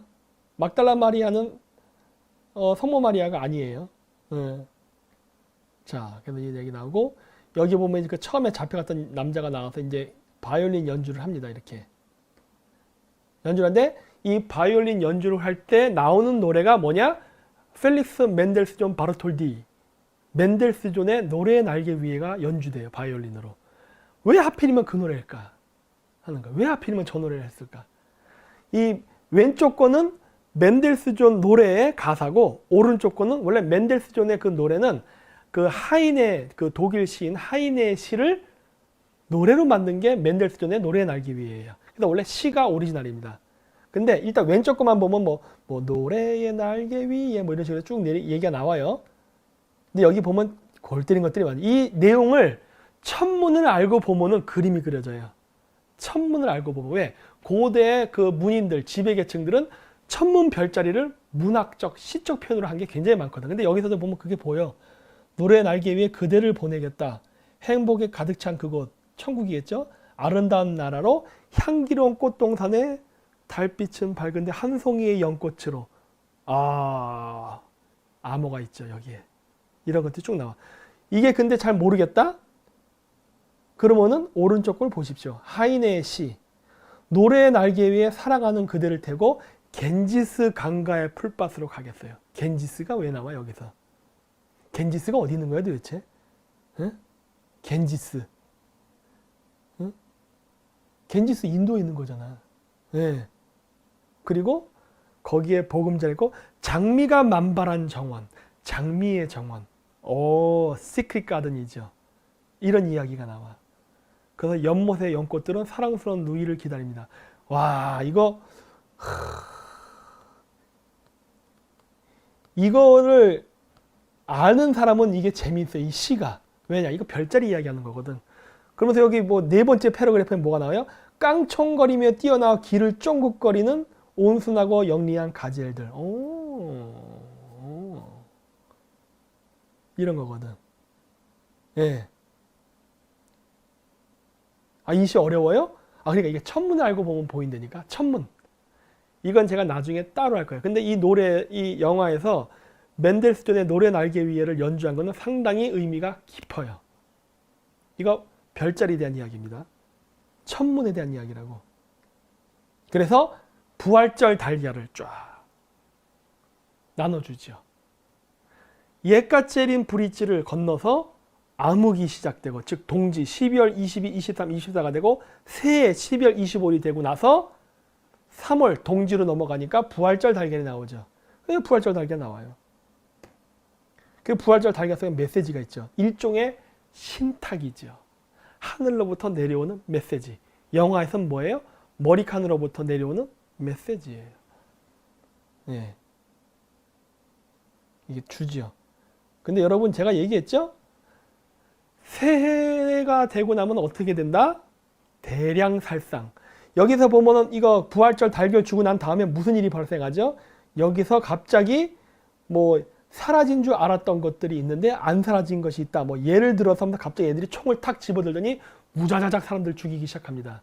이 영화 본 사람들은 아실 거예요. 부활절. 바로 대량의 살상을 기반으로 다시 부활한다는 피닉스 전설하고 관련이 있죠. 이게 제가 마슬레니짜 축제를 얘기했잖아요. 마슬레니짜 축제가 바로 부활절입니다. 여기 써 있잖아요. 여기 써 있잖아. 이스턴 오르독스 동방정교에서 하는 부활절이에요, 이게. 네. Sunday of Forgiveness. 용서의 일요일. 일요일. Sunday, 태양의 날, 용서의 날이래요. 왜 용서의 날이냐? 여기 여자도 나오죠? 여자애. 원래 이거 제 얘기 들으시는 분들은 이미 아실 거예요. 아까도 얘기했듯이 원래 고대인들은 이 북방에 사는 사람들은 12월 21일이 되면 태양이 안 뜨니까 태양신이 죽었다고 생각했다니까. 그러니까 태양신이 죽었기 때문에 그 태양신을 부활시키기 위해서, 살리기 위해서 나무에다가 여자를 묶어서 불태워 죽였다고 내가 했잖아요. 근데 어떻게 됐다? 죽였는데 혼자 죽은 거 아니죠? 노예들, 전쟁포로들까지 전부 잡아서 댕강댕강 목을 잘라서 크리스 마블처럼 장식해서 했다고 했잖아요. 즉 부활절에는 대량의 살상이 있었다니까. 대량의 살상. 여기 설국열차 여기에 나오는 것처럼. 네? 그랬어요. 그랬는데 나중에 알고 보니까 어떻게 됐어? 우리가 사람을 죽이지 않아도 태양은 뜨는 거야. 운매한 거죠. 쓸데없이 사람을 죽여버렸네. 그래서 뭐가 된 거예요? Forgiveness, 용서의 날이 된 거예요. 미안해, 잘못했어. 우리가 앞서 너무 무식해가지고 사람을 괜히 죽였네. 이렇게 된 거라니까. 네. 그래서 마르셀렌 니자라는 거는 마슬라, 러시아 말로 마슬라 뭐예요? 기름. 렌 니자, 레스라는 소리거든요. 없다. 기름이 없는 날. 즉 뭐예요? 동양식으로 얘기하면 한식일입니다. 고기가 있거나 기름을 먹지 않는 날이에요. 왜? 생명을 헛되이 잘못 죽였기 때문에 그거에 대한 회개와 용서의 날로서 안 하는 거예요. 이게 마슬레니자 축제의 기원입니다.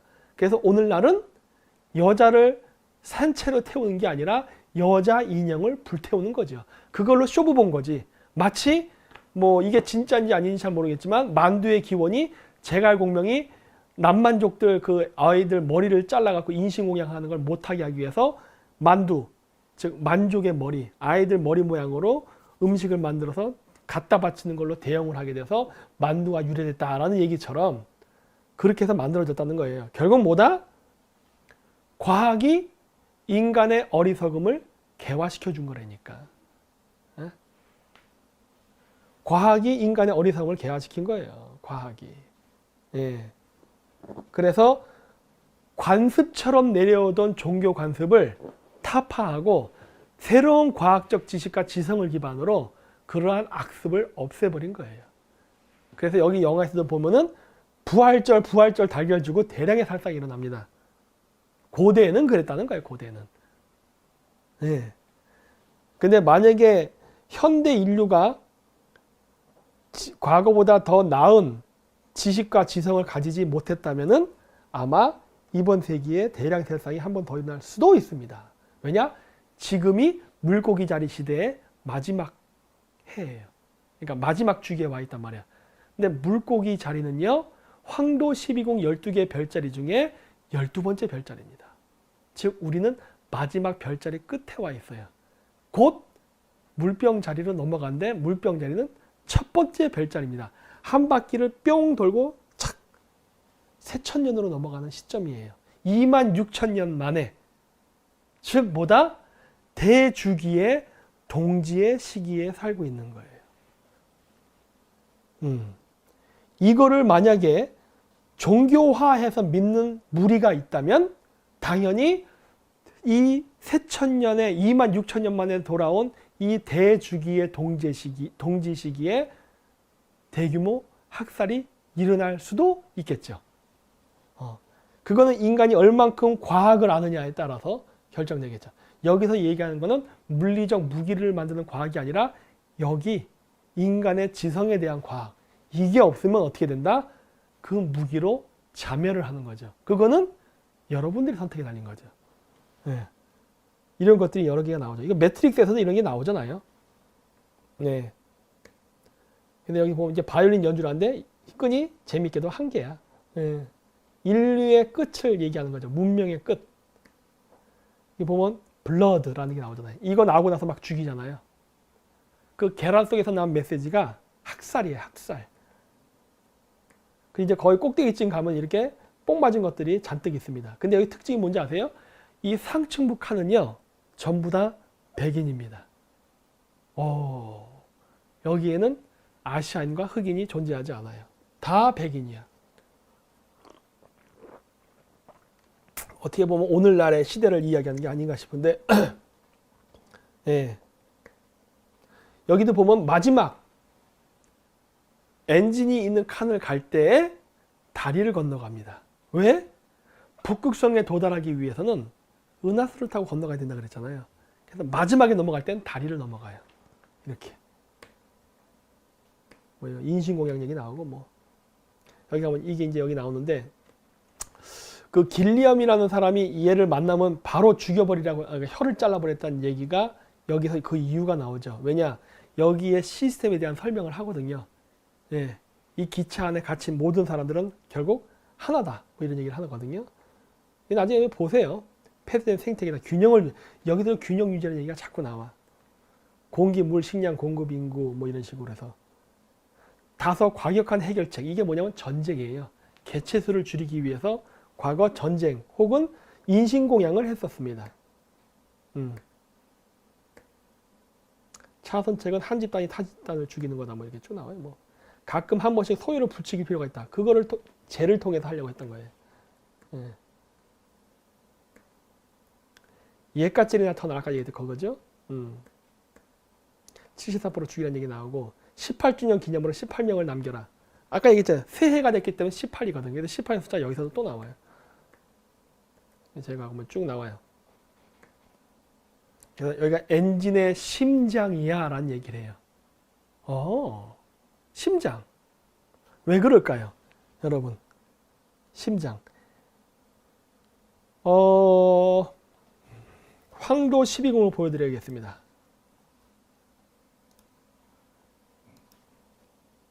황도 12궁. 황도 12궁을 보면은 지금이 물고기 자리예요. 여기 물고기 자리입니다. 물고기 자리란, 그러니까 아직 우리는 사실 경계긴 해요. 경계긴 하지만 아직은 물고기 자리라고도 해요. 근데 우리가 물고기 자리에 왔다는 건 어떻게 하느냐? 지구에서 바라봤을 때, 가운데 내가 지구다. 지구에서 바라봤을 때 여기에 태양이 있는 겁니다. 그러니까 물고기 자리, 태양, 지구가 일직선으로 있을 때, 즉 그 2월에서 3월 사이에, 즉 봄에 태양이 뜰 때에, 봄에 태양이, 첫 태양이, 그러니까 봄에 첫 태양이 뜰 때에 물고기 자리랑 있으면은 그거는 물고기 자리 시대다 그래요. 근데 이게 시간이 지나면서 점점 밀립니다. 그럼 나중에 어떻게 되냐?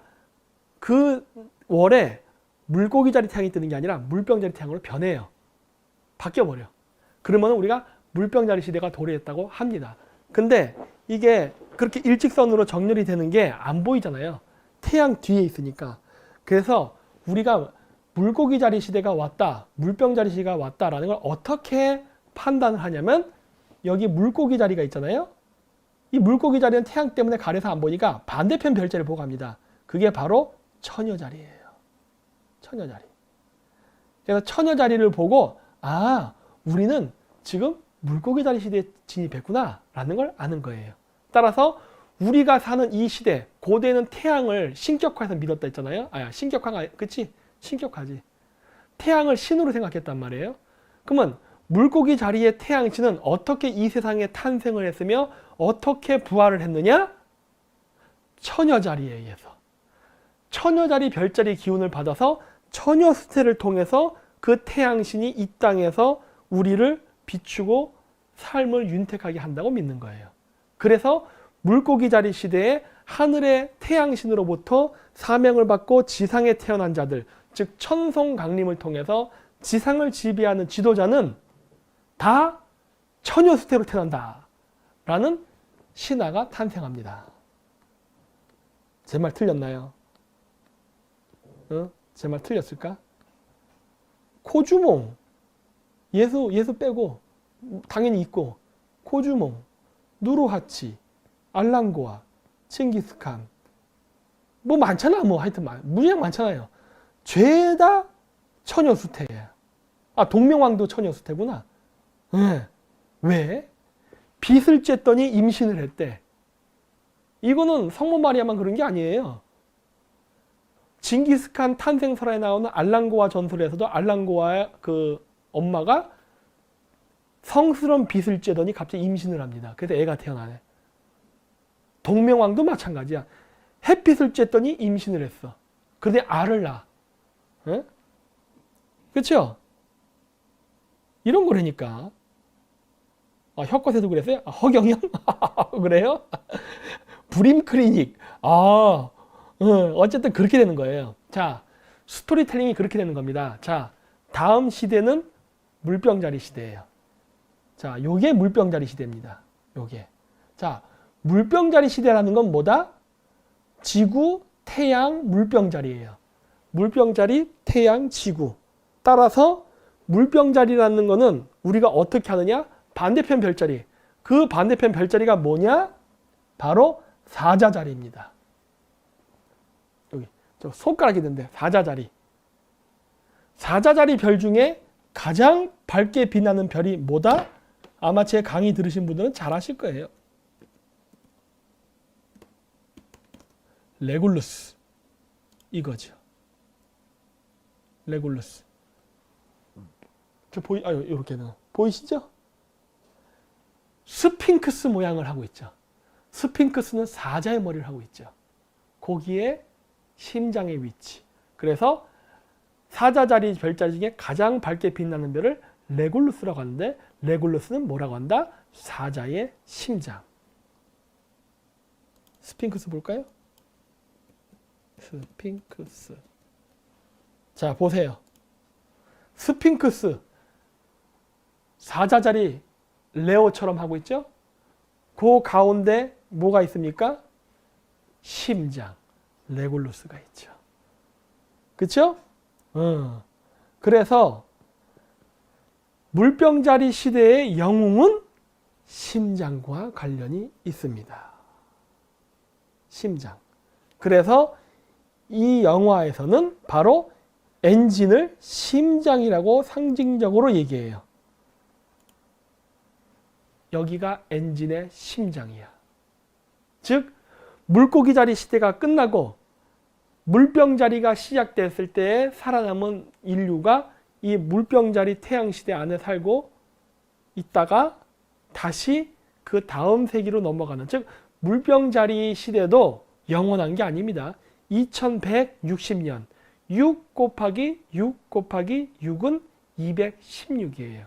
그래서 2160년이 지나면 물병자리에서 그 다음 별자리로 착 또 이동합니다. 잠깐, 물병 다음이 뭐지? 염소자리구나. 염소자리로 또 넘어가는 거예요. 그래서 우주의 겨울 절기인 물병자리를 지나서 봄의 절기로 넘어가는 거죠. 그래서 여기서 성경가 뭐라 그래요? 밖으로 나가고 싶다 그러잖아요.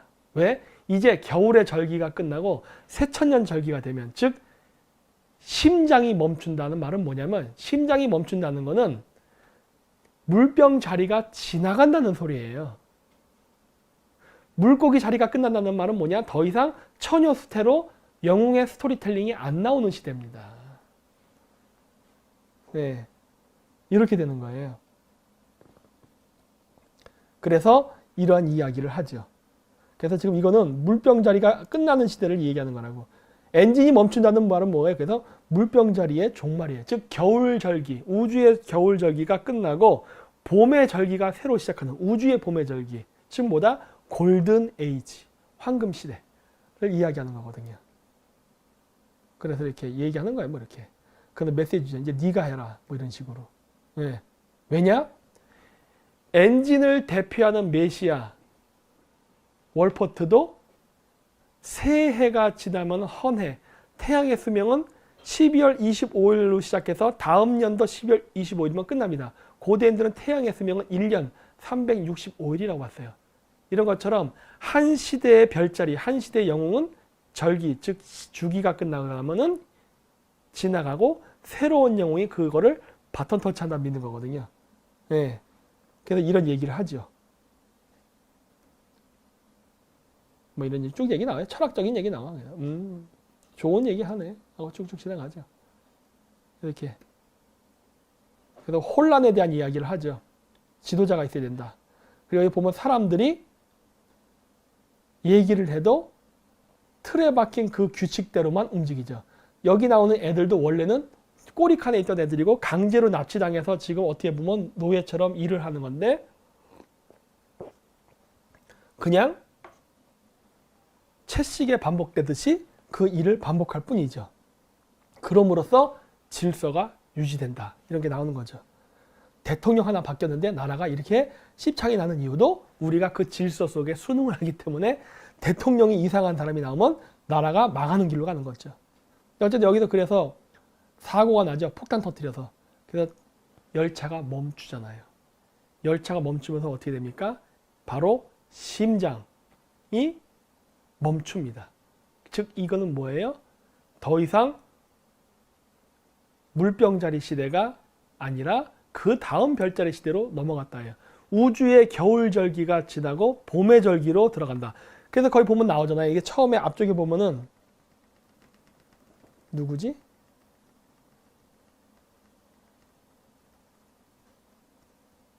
여기 이거. 저 사람들 나가자마자 바로 얼어 죽었잖아요. 예? 바로 얼어 죽었다고 했는데 이 영화에서 폭탄이 터져가지고 열차가 사고가 나는 바람에 애가 밖으로 나갔는데 안 죽잖아요. 왜? 이제 지구가 다시 따뜻해졌기 때문에. 즉 뭐다? 물병자리 시대가 지나면은 그 다음 주기서부터는 다시 우주의 주기가 또 다음 주기로 넘어간다 해요. 네. 그러니까 얘들이 나가도 안 죽어. 그리고 여기서도 애가 동양인 여자와 아프리카 남자애가 나오죠. 근데 저기 그 여기도 나죠. 송강호 이 영화 설정에서 뭐로 돼 있냐면 아까 그 앞쪽에 얼음에 이렇게 있죠. 그 아까 죽은 사람들 그 앞쪽에 리더가 여자라 그랬잖아요. 그 사람이 송강호 부인으로 나옵니다. 이 영화 설정상 그 여자 사이에서 태어난 애가 이 여자예요. 여기서 뭐라 요나라고 부르나? 얘가 바로 그 여자로 나와요. 네. 아 누가 겨울왕국이라 그러네? 그렇죠. 요즘 겨울왕국 디즈니랜드에서 많이 얘기하잖아요. 물병자리 시대부터가 겨울이에요. 우리가 겨울 시대로 들어가는 거예요. 이제 우주의 겨울 시대로. 네. 그래서 그런 영화를 만듭니다. 얘네들이. 네. 그래서 동양인 여자와 아프리카 남자애, 즉 북쪽과 남쪽, 여자와 남자. 여자는 역삼각형, 남자는 정삼각형. 둘을 합치면 어떻게 될까요? 요렇게 되겠지. 뭐 또 그런 또 프리메이슨 나고 와 할 텐데 정신 차리시고 육방성입니다. 육방성은 북극성을 상징하는 6개의 별자리. 숫자 6이에요. 작은 곰, 세페우스, 백조, 직녀, 용자리, 그리고 헤라클레스. 6개. 우주의 중심에 6개의 별자리. 인간도 숫자 6입니다. 왜? 정육명처럼 묘사하거든. 지구도 6이에요. 그래서 666이란 말이야. 네? 네. 네. 지는 지습하신가요? 이분 끝내주시네요. 뭐 그건 아닙니다. 그건 다른 의미가 있어요. 자, 그래서 이 영화 마지막에 북극곰이 하나 나오죠. 네. 다음 절기도 북극성이거든요. 결국 모든 게 북극에 대한 이야기야. 북극. 우주의 중심. 곰이 뭘 상징해요? 폴라리스, 북극성. 그래서 숫자 6이 반복돼서 나타나면 이 영화에서도. 네. 말을 굉장히 두서없이 했는데 좀 제가 정리가 잘 되는지 모르겠어요. 그래서 설국열차에 숨겨진 66가지 비밀. 그래서 뭐 이렇게 66이라는 숫자를 또 굳이 강조해요. 아니 10가지 비밀 아니면 뭐 30가지 비밀 얼마나 좋아. 왜 하필이면 66이야? 그쵸?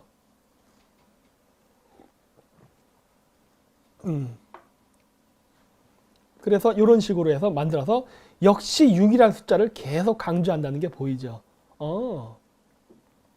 크리스마스도 666.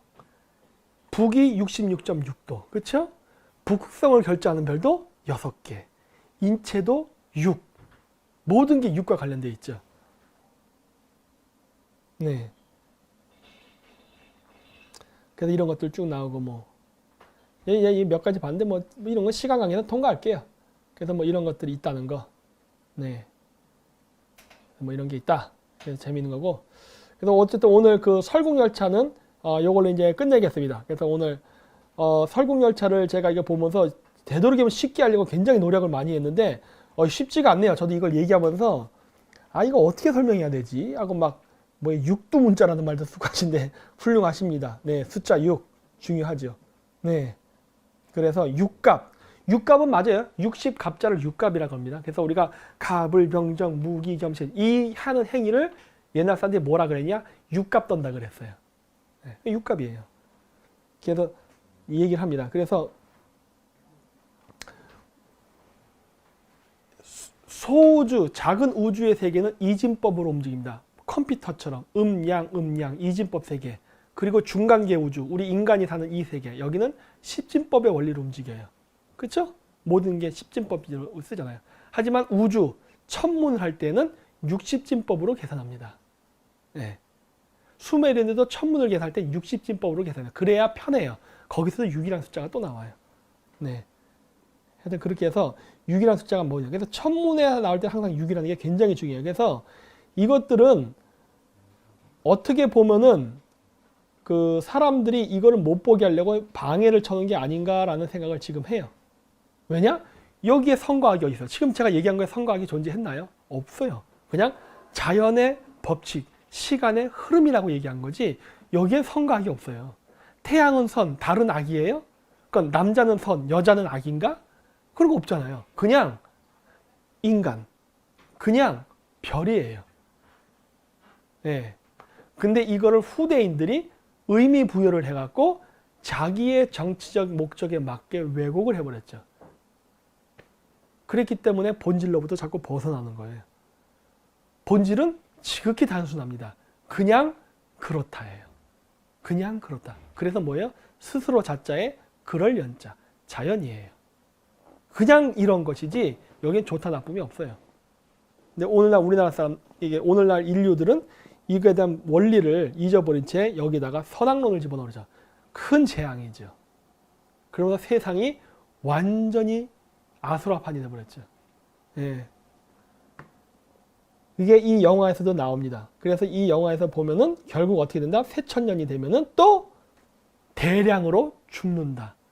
참 아이러니하죠?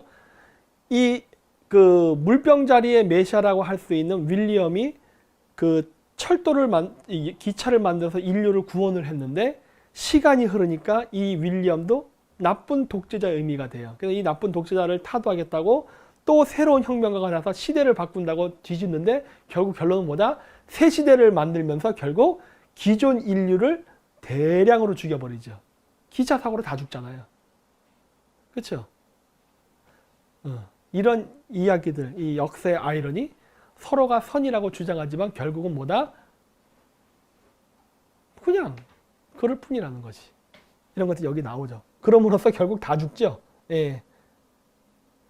그래서 오늘 요거 설국열차에 대한 이야기는 요걸로 마치겠습니다. 네, 그래서 일부 요거 마치고 뭐 광고할 거 있나요? 네, 광고할 거 좀 하고 또 TM님이 맞아요. 나 전 등려군 노래 다 좋아요. 집에 등려군 세트 있고 등려군 뮤직비디오 앨범 다 있어요. 내가 등려군 매니아라니까. 낮에는 모택통이 지배하고 밤에는 등려군이 지배한다는. 한 소절 또 짧게 불러주세요. 한 번만 불러주세요, 네? 박사님. 시간의 흐름에 내 몸을 맡겨서라는 노래가 있어요. 人时光匆匆流迹我只在乎你時の流れに身を任せ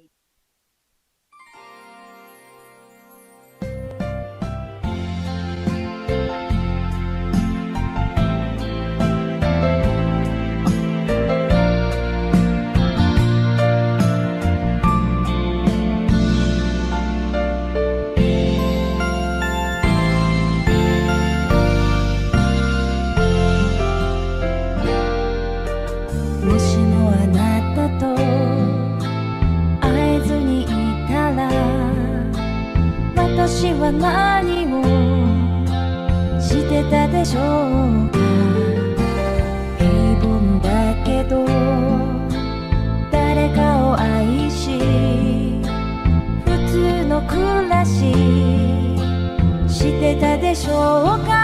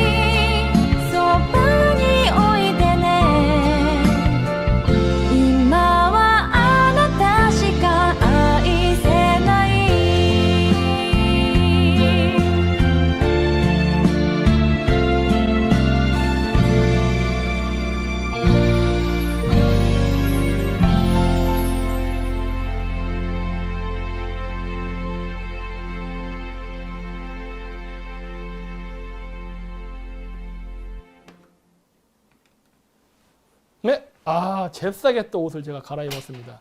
아,